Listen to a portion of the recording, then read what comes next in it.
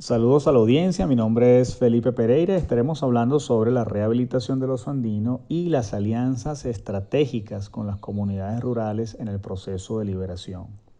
El oso andino u oso frontino, el Tremarctos ornatus, es una de las 8 especies de oso del mundo y el único representante en Sudamérica. A su vez, es el único representante del género Tremarctos. A nivel mundial, según la UICN, está catalogado como vulnerable. Sin embargo, en Venezuela se considera en peligro de extinción. A manera de antecedentes a nuestro trabajo, podemos señalar que la tasa de aparición de osos en Venezuela entre los últimos 10 a 12 años ha sido de casi un oso por año, ya sea por razones de comiso o por razones de conflicto. La mayoría de estos ejemplares permanecieron en cautiverio en zoológicos y solo 2 pudieron ser liberados. De aquí la importancia de desarrollar proyectos de conservación que permitan darle un destino idóneo a los ejemplares que están apareciendo. En la imagen cartográfica podemos observar una franja verde que corresponde al área de estudio, que es un fragmento de la cordillera de Mérida, específicamente un fragmento del páramo Los Conejos. Como objetivo general podemos desarrollar un proyecto de conservación para el oso andino mediante alianzas estratégicas con una comunidad piloto del páramo Los Conejos, específicamente la comunidad de Las González y nuestro caso de estudio, el caso de Patti. Dentro de nuestros objetivos específicos tenemos el de sensibilizar respecto al impacto de las actividades antrópicas en el páramo y cómo éstas afectan a las especies silvestres, no solamente al oso, sino hay otras especies vulnerables a la expansión agrícola. Está también el de implementar, junto a la comunidad de la aldea de Las González, planes de monitoreo para ejemplares de oso andino. Y también aplicar junto a esas comunidades prácticas responsables de actividades agropecuarias, es decir, sostenibles con el ambiente. Como también la erradicación de especies introducidas como el perro asilvestrado, que ha sido una de las causas principales del decline de poblaciones silvestres como el venado de páramo. Nuestro caso de estudio refiere a una hembra de oso andino juvenil encontrada en una zona altamente intervenida con signos de desnutrición, donde se procede al retiro de la misma y se inician labores de rehabilitación. Una vez iniciados estos procesos de rehabilitación, se inicia lo que es la decisión del destino final del ejemplar, ya sea para mantenerse en cautiverio o liberarse. Y para esto se utilizan los criterios de reintroducción y translocación de la UICN. El proceso de liberación de un ejemplar viene dado por 3 fases principales: la fase de preliberación, la fase de liberación y la fase post-liberación. Estas fases se pueden abordar desde 2 puntos de vista. En el caso de que exista una comunidad participante, se aborda a la comunidad y por supuesto se aborda desde el punto de vista del ejemplar. En la fase de preliberación, con respecto a la comunidad y lo que sería el estudio de la zona de liberación, es decir, del hábitat escogido para liberación, se hace lo que es el estudio del lugar factible de liberación, el estudio socioambiental de la aldea más cercana, levantamientos gráficos mediante el uso de sistemas de información geográfica. Se levantan los datos de avistamiento de osos, es decir, que exista presencia de oso en la zona. Esto es una condición fundamental para que sea un hábitat ideal. Se levantan datos sobre depredación de ganado, porque esto puede generar un posible conflicto hombre-animal. Se levantan datos de actividades antrópicas en la zona, es decir, cuál es la actividad antrópica predominante, si es agricultura, si es ganadería, si son ambas. Se levantan datos sobre delitos ambientales y civiles. Es necesario conocer qué tipos de problemas hay en la comunidad, sobre todo si hay problemas delictivos, porque de allí también se genera posibles problemas o conflictos hombre-oso. Se hace un control sanitario de los semovientes. Es importante que exista un control sobre la salud de los animales involucrados en la zona, porque van a estar en contacto con osos. El control reproductivo de animales de compañía, el control de especies introducidas, específicamente los perros asilvestrados, y se comienzan lo que son las charlas educativas y de sensibilización hacia las comunidades, y a través de encuestas se hace un análisis de la visión de esta comunidad sobre el oso, cómo ven al oso y cómo ven la convivencia con especies silvestres, en este caso específicamente oso. A nivel del ejemplar, lo que involucra el ejemplar y la liberación del ejemplar, bueno, se conforma el equipo de trabajo, se comienza lo que es el proceso de rehabilitación y estudio de comportamiento del ejemplar, su control sanitario, los trámites de permisología ante las autoridades, la preparación de logística, lo que es la recolección de recursos económicos, el equipo, personal. Se diseña el plan de monitoreo y el tipo de tecnología a utilizar y el entrenamiento de este equipo. En nuestro caso pudimos contar no solo con tecnología, sino que también pudimos contar con un equipo de rastreo canino.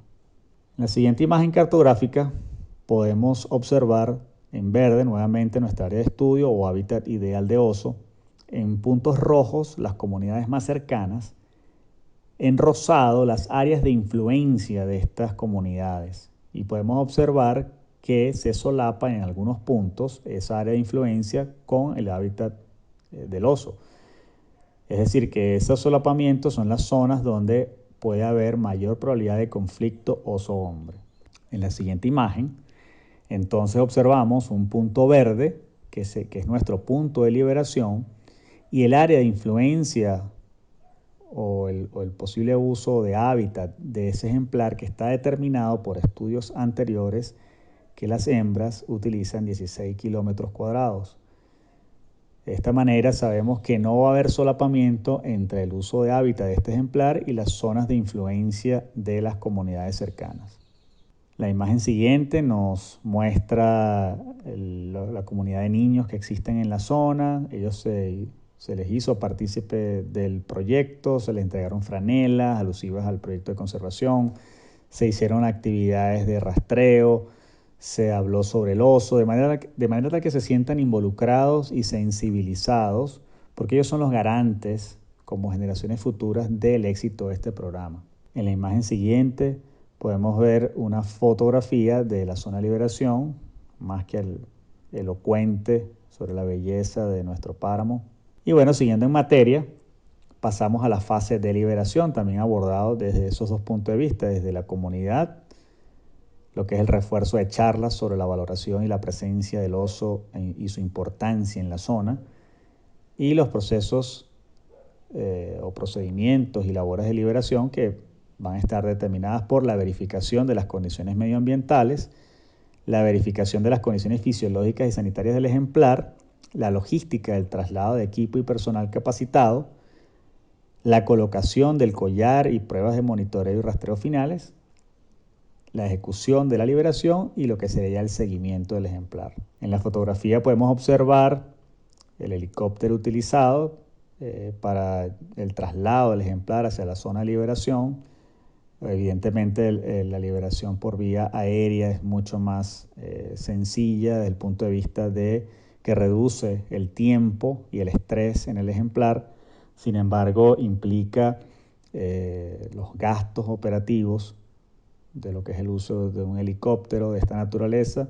Este helicóptero es un modelo Puma que es bastante espacioso, permite el traslado de muchas personas en un solo viaje, sin embargo tiene menos maniobrabilidad y posibilidades de aterrizar en cualquier sitio, entonces pudiera complicar. En este caso podemos en la siguiente imagen ver cómo tuvimos que luego trasladarnos caminando con el ejemplar hasta la zona ideal de liberación. Siguiendo en materia, entraríamos en la fase ya post-liberación, donde continuamos las actividades complementarias con la comunidad de la aldea de Las González, basadas en capacitación de miembros de la comunidad para monitoreo y levantamiento de datos de campo, el control sanitario de los animales en la zona, el control reproductivo de animales de compañía, el control de especies introducidas. Y con respecto al ejemplar, las actividades de monitoreo, rastreo y documentación y recolección de datos, ya sea en base a monitoreo del área de desplazamiento del ejemplar y el uso de hábitat, la evaluación del plan de monitoreo, ya sea tanto para el equipo técnico como para el equipo canino, y los análisis de campo de las actividades agropecuarias que influyen sobre el ecosistema. En la siguiente fotografía podemos ya ver a Patty liberada en una zona boscosa, en la transición páramo-selva nublada. Y pasamos entonces a nuestros resultados por fase. Los resultados por la fase de preliberación fueron la detección de los principales conflictos y problemas en el área de estudio según la comunidad. Todo esto determinado a través de encuestas, su visión social sobre lo que sería cómo la comunidad ve al oso. Eso también está establecido a través de encuestas y conversaciones con miembros de la comunidad. El área de estudio, mediante el uso de sistemas de información geográfica como herramienta de planificación. Y lo que es en cuanto al ejemplar de oso andino, con posibilidades de liberación, utilizando los lineamientos generales de rehabilitación de la WSPA. En la fase de liberación, directamente con la comunidad, se establece un valor e importancia de la presencia de oso en la zona. Y en cuanto al ejemplar, se logra el acto de liberación de forma exitosa con contratiempos menores. En la siguiente fotografía podemos observar dos miembros de la comunidad, padre e hijo, aprendiendo a utilizar el sistema de telemetría. Ya como resultados para la fase post-liberación, a nivel de comunidad, tenemos ya la capacitación técnica de 5 miembros de la comunidad para labores de monitoreo, el control sanitario y apoyo logístico para 800 reses y el control reproductivo de animales de compañía. Y desde el punto de vista monitoreo, el área de desplazamiento del ejemplar liberado y el uso de hábitat, para lo cual se hicieron 2 expediciones en un lapso de 6 meses. Se determina el uso de hábitat de la especie. Desde la fecha de liberación hasta la fecha actual se ha detectado intensa actividad de oso dentro de la zona y su área de influencia. Lo que es el área de pastoreo, se determina el área de pastoreo del ganado, que está establecido en una extensión de 40 hectáreas separados por un ecotono. Y la efectividad del radiotransmisor, ya que las condiciones medioambientales mermaron la capacidad de esta tecnología entre un 50 y un 60%. En la siguiente imagen cartográfica podemos observar en verde nuestra área de estudio, que es el hábitat de oso ideal, en rojo la ciudad de Mérida y la ciudad de Ejido. El círculo representa los 16 kilómetros de uso de hábitat de las hembras. Los puntos azules son zonas donde se intentó levantar señales de telemetría. Sin embargo, todas esas señales estuvieron involucradas dentro de ese círculo, de esa área de influencia, excepto por un checkmark en azul, que es el que está más próximo a lo que es la zona Libertador, que ahí fue donde hubo un avistamiento, es decir, que hubo un aumento del uso o desplazamiento del ejemplar. En la siguiente imagen podemos entonces precisar lo que son las posibles áreas de conflicto, ya que hay solapamiento de las zonas de influencia de las comunidades y el uso y el área de uso de área de hábitat de oso. Esto es importante precisar precisamente para que estos trabajos se hagan un poquito más acuciosos en esas zonas. Como discusión y conclusiones finales, podemos determinar que el ganado representa la principal fuente de sustento de la zona y las alianzas estratégicas con la comunidad es un punto importante a ser atendido, ya sea a través de su control sanitario, control de depredación de especies introducidas y lo que es el abigeato. Los mecanismos de control reproductivo de los animales de compañía, la erradicación de especies introducidas y perros silvestrados que atentan contra especies oportunistas y el ganado de la zona es un punto importante en la supervivencia de la especie. Existe un concepto erróneo sobre el comportamiento del oso como depredador potencial y la falta de conocimiento real sobre la especie implica trabajos en la modificación del concepto como animal peligroso. Los diferentes avistamientos a lo largo y ancho del área de estudio, aunado a los avistamientos estacionales en función de la disponibilidad de alimentos, sugieren que las áreas de desplazamiento de machos y hembras pudiera estar aumentando. El contacto del oso con las áreas de conflicto, actividades agropecuarias, aumenta el riesgo y la predisposición a enfermedades infectocontagiosas derivadas de un pobre control sanitario del rebaño. El uso combinado de la tecnología y las estrategias de rastreo tradicionales aumentan la efectividad en la obtención de datos necesarios.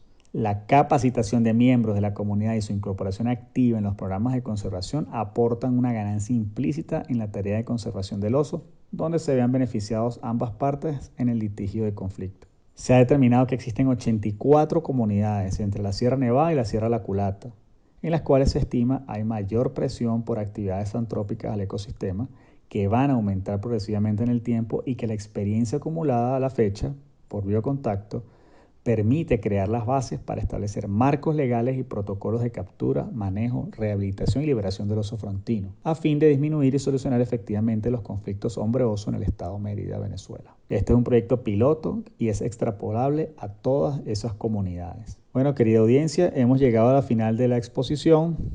Por su atención, muchas gracias y espero que haya sido de su agrado.